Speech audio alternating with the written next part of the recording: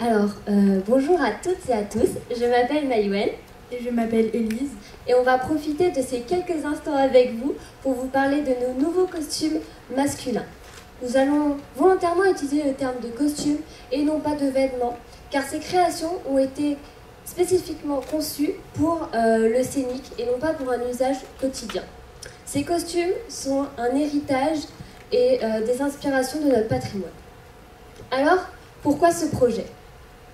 Le troisième tableau de notre spectacle de 2023, La Rêverie, nous a amené à la confection de 10 nouveaux costumes féminins et de 3 nouveaux costumes masculins.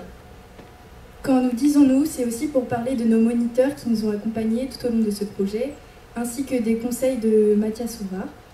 Sophie, l'une de nos monitrices, est aussi sérigraphe et après quelques discussions, nous avons décidé de mêler deux techniques, la couture et la sérigraphie. Après vous avoir présenté 2 années de suite les modes féminines de ce costume, nous allons aujourd'hui vous présenter les modes masculines. Nous n'avions jusqu'ici pas pu complètement finir la démarche de conception des pantalons. Mais notre implication dans la couture nous a permis de terminer cette série. Nous allons vous conter les différentes étapes de création en parlant beaucoup de sérigraphie. Ce processus nous a permis des possibilités infinies. La sérigraphie nous a aussi permis de confectionner des costumes contemporains en remplaçant les techniques traditionnelles qui sont le perlage et la broderie. Nos sources sont diffèrent.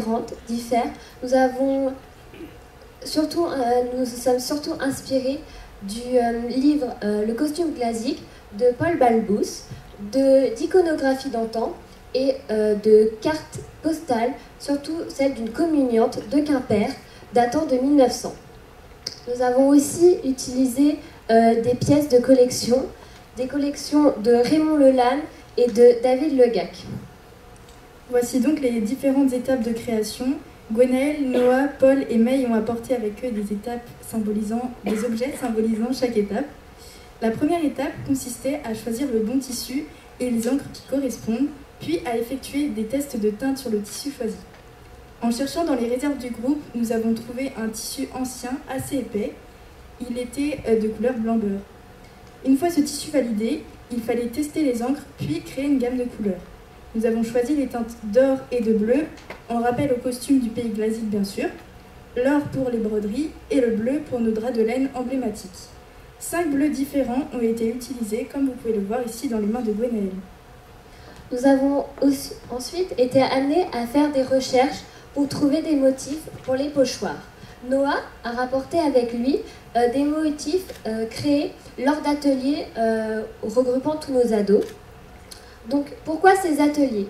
Chercher et dessiner en s'aidant de différentes sources citées précédemment ont permis de créer des motifs glaziques ou d'inspiration glazique que nous voyons sur nos costumes. Les motifs issus de mode féminine, comme sur mon tablier, ont été reproduits à l'identique ou sur le tablier de May ont été déstructurés. Ces motifs ont été adaptés pour leur donner une géométrie rappelant les emplacements et formes des motifs masculins du début du XXe siècle. La déstructuration du motif a été vraiment une étape importante dans le processus de création, notamment pour l'harmonie de tous les costumes, mais aussi pour l'harmonie d'un seul costume. Donc vous pouvez voir que chaque costume est unique et différent. Parallèlement à tout ça, il nous a fallu travailler autour de la question de la couture, de la coupe et donc de la création de patrons. Nous avons fait le choix de dater l'inspiration de ces costumes sur le début du XXe siècle, les pièces traditionnelles évoluant relativement peu sur cette période, mais surtout très différemment, selon la stature sociale de son propriétaire. Concernant le détail de la composition du costume, la création masculine est composée de plusieurs éléments que Paul va m'aider à vous montrer. Une chemise blanche à col Mao, comme les chemises glaziques du XXe siècle, un gilet laine sans manches sérigraphiées, une veste chupène sérigraphiée, un pantalon de type largeau en coton et lin écru. Quant à leurs souliers, les garçons portent des chaussures de ville en cuir noir afin d'être assortis aux chaussures des filles. Pour ce qui est de la conception des pièces de couture, Nous avions en notre possession des patrons inspirés de pièces datant aux alentours de 1870, avec des vestes chupines ornées de cornoues. Nous avons donc choisi de réutiliser ces patrons en modifiant les devants de la veste chupine. Les pantalons largeaux de taille haute, conçus sur mesure, sont des coupes traditionnelles de pantalons de travail du début du XXe siècle, permettant aux garçons de se mouvoir tout en mettant en valeur les pièces du haut du corps et leur taille. Ils peuvent ainsi faire de plus larges mouvements et avoir une silhouette plus ample. Les pantalons traditionnels n'étant pas ornementés de broderies, nous avons choisi de ne pas les sérigraphier. Enfin, les pièces ont été dessinées, découpées, sérigraphiées, puis montées. Pour la sérigraphie, nous pouvons voir dans les mains de May un écran de sérigraphie où l'encre est disposée sur un tissu tendu sur le cadre. En dessous, nous avons le pochoir. Et pour incruster le tissu, l'encre au tissu, nous utilisons une règle. Pour les motifs masculins et pour les costumes masculins, nous avons utilisé plusieurs pochoirs successivement. Un pour le bleu et un autre pour l'or. Nous vous remercions de nous avoir écoutés et nous serions ravis de répondre à vos questions si vous en avez.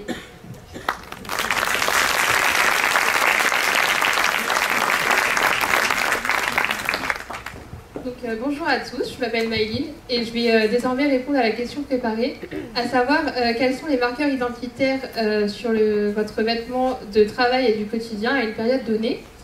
Donc, pour répondre à cette question, nous sommes basés sur la période allant de la fin du 19e au début du 20e siècle, et ce pour 4 raisons principales. Tout d'abord, il faut noter qu'à cette période-ci, le costume de Quimper regroupe la grande majorité des marqueurs identitaires. De plus, sur une période de 30 ans, les silhouettes, la coupe et les matières ont grandement évolué. Ensuite, c'est une période sur laquelle nous avons suffisamment de sources pour appuyer notre propos, notamment des sources iconographiques que vous pouvez voir dans les mains de mes camarades ici présents. Et enfin, on remarque des variantes entre les modes hiver et été, sans pour autant que ça n'impacte sur les marqueurs identitaires. Donc François et moi-même sommes habillés dans ces modes-ci, mais en version estivale cette fois-ci. Donc plusieurs éléments forment les marqueurs identitaires du pays de Quimper, à commencer par les matières. Donc les costumes vont être réalisés en drap de laine bleue, donc une matière caractéristique du pays de Quimper et que l'on retrouve également sur les costumes de cérémonie. Les tabliers vont être également des grands marqueurs identitaires de Quimper, en droguet dit pile-pouce ou en lin, puisqu'ils seront réalisés notamment par des tisserands locaux de Locronan par exemple. Le vêtement est également dit classique de par sa coupe. Le chupin de l'homme, tout comme le corselet de la femme, est monté à la mode de l'époque de Quimper. Le corselet est fermé sur l'avant et largement ouvert sur la chemise, tandis que le dos est très échancré.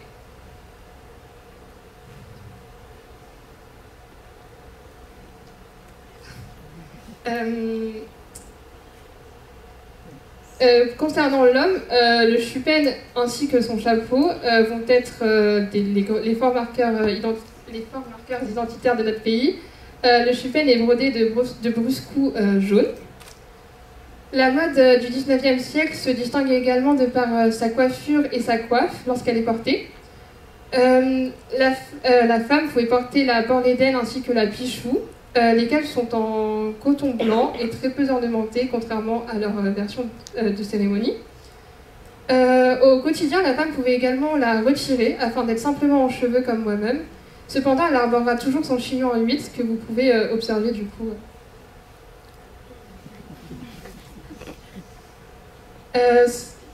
Donc elle l'aura toujours afin de toujours pouvoir remettre sa coiffe à tout moment, notamment lorsqu'elle se rend dans la ville marchande ou au lavoir par exemple. Cependant, elle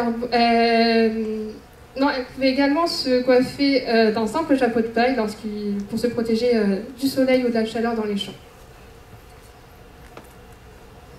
Donc, pour un peu de contexte, les 43 sources que nous avons utilisées, à savoir dans les fonds Villa, fonds diocésains, les usines Bolloré ainsi que le musée départemental breton, nous ont permis de relever les différentes activités dans lesquelles ces marqueurs sont visibles, à savoir les activités ménagères, les blanchisseuses, les travaux au champ, donc la fenaison, le battage, etc., le commerce, ainsi que les activités industrielles telles que la faïencerie ou l'industrie du papier.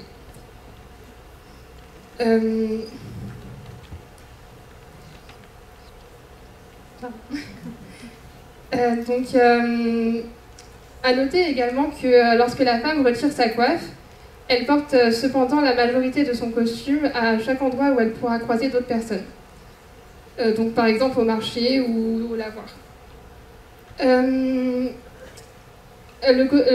pourra également protéger son chupène et son gilet-aile par une blouse lorsque c'est nécessaire, tandis que le vêtement de la femme sera plus usé et les matières moins nobles que pour son vêtement de cérémonie.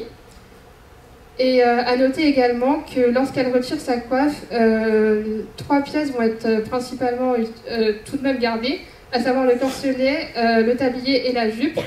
Cependant, tout comme elle retirait la coiffe ou le gilet-aile lorsqu'il faisait trop chaud, elle pouvait également retirer la jupe comme sur moi-même. Je vous remercie de m'avoir écouté. Je vais désormais laisser la parole à Chloé qui va vous répondre aux questions que vous lui poserez.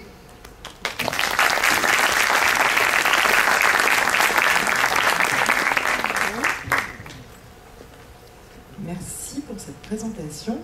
Alors on a effectivement quelques questions et notamment vous avez beaucoup investi dans ce projet, on voit que vos moniteurs ont été investis, vous-même également, mais on se posait la question du fait que vous êtes des ados et que forcément vous allez grandir ou un petit peu changer. Et du coup, est-ce que ça c'est quelque chose qui a été pris en compte dans le projet, de pouvoir peut-être allonger des pièces, les retravailler, pour les réadapter, ou est-ce que le projet c'est plutôt d'en refaire si vous changez? Alors oui, en effet, les personnes qui les portaient en 2023 ont grandi, du coup, sont pas forcément restées dans le groupe, et donc elles sont passées aux autres membres du groupe. On a aussi modifié le haut d'un corselet d'une de nos danseuses pour l'ajuster à sa taille. A noter quand même qu'à la base, en 2023, les costumes ont été cousus sur mesure, ainsi que les pantalons des garçons cette année. Merci.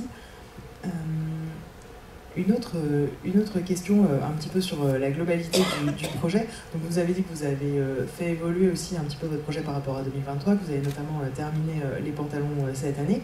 Est-ce que là, vous avez encore des projets de le faire évoluer, de changer des choses, ou d'ajouter des choses, ou est-ce que là, vous le considérez un petit peu comme terminé et que après, ce serait plutôt un autre projet, ou est-ce que vous pensez encore le faire évoluer?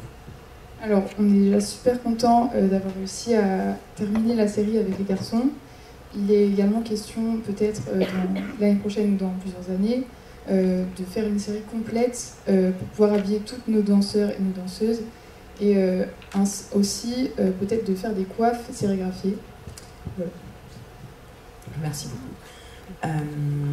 Justement, alors vous répondez un peu à ma question suivante, mais ma question suivante était un petit peu sur la coiffe, mais aussi sur le chapeau, dans la mesure où souvent dans pas mal de territoires, ça a pu être la coiffe ou le chapeau qui a disparu en dernier du costume, c'est-à-dire on pouvait retrouver des gens habillés en civil mais qui gardaient leur chapeau ou leur coiffe, et du coup vous c'était un élément que vous avez plutôt occulté, vous avez plutôt fait l'inverse, c'est-à-dire que vous avez gardé des pièces et des structures du costume qui ont plutôt disparu en premier. Et est-ce que vous pouvez nous parler de votre choix là-dessus et de pourquoi vous avez fait ce choix, s'il y a des raisons ou si... Alors, on a trouvé des collectages sur lesquels on voyait des femmes en cheveux, donc sans coiffe. Donc, on s'est dit que c'était pas problématique. Et en plus, on a décidé de ne pas faire de coiffe ou de chapeau pour permettre aux danseurs de bouger et d'être à l'aise dans leur costume pour notre chorégraphie. Merci. Alors, et une petite, bon, ça va être sans doute peut-être la dernière. Vous avez beaucoup travaillé. Alors, vous avez présenté les coloris sur lesquels vous avez travaillé.